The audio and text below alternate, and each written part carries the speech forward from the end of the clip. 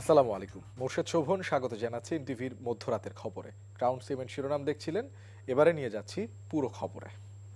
জামায়াতে ইসলামী, জাতীয় নাগরিক পার্টি, খেলাফতে মজলিস সহ 11 দলীয় নির্বাচনী ঐক্য থেকে সরে দাঁড়ালো চরমোনাই পীরের দল ইসলামী আন্দোলন বাংলাদেশ।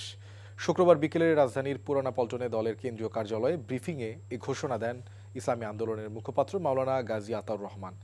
এককভাবে 300 আসনে নির্বাচন করার ঘোষণাও দেয়া হয়। এর মধ্যে 268 আসনে ইসলামী আন্দোলনের প্রার্থী রয়েছে।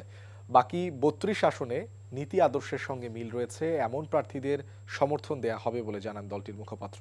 তিনি আরও জানান, 11 দলীয় ঐক্যের প্রধান দল জামায়াতে ইসলামী শরিয়ার আলোকে দেশ পরিচালনা না করার ঘোষণা, নির্বাচনের পরে জাতীয় ঐক্যের সরকার গঠন এবং আসন বন্টন ঘিরে ইসলামী আন্দোলনকে অবজ্ঞা করার কারণে ইসলামী আন্দোলন 11 দলীয় জোট থেকে সরে দাঁড়িয়েছে। ইনসাফের প্রশ্নে আমরা বৈরিতার শিকার হয়েছি।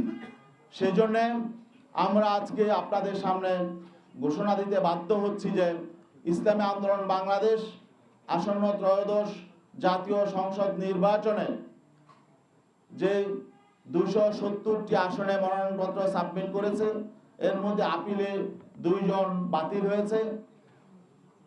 বাকি 268 জন সংসদ সদস্য প্রার্থী